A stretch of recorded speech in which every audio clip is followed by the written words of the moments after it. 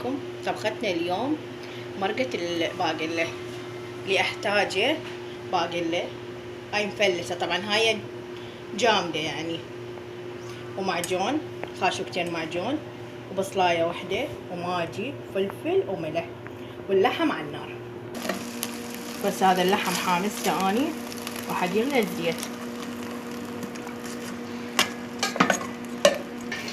هسه حدير البصل،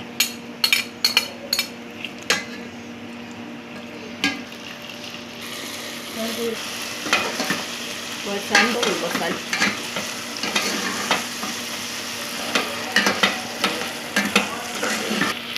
هسه حدير الباقلة.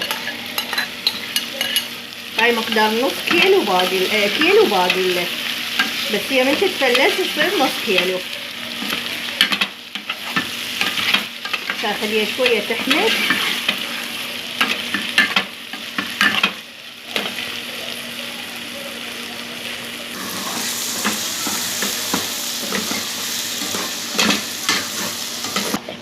هسه حدير المعجون،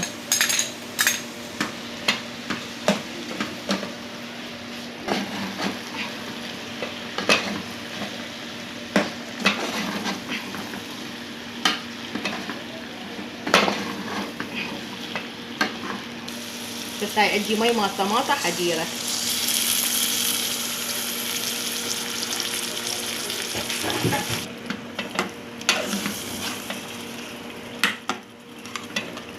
هسه حدير الماجي والملح والفلفل.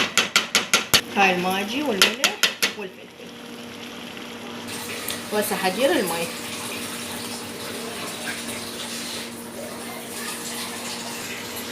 وهاي المي هسه حتركه لما تستوي طبختنا.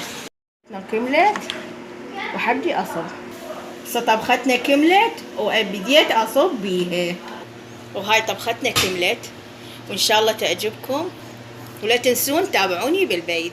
وصف ورابطه بصندوق الوصف.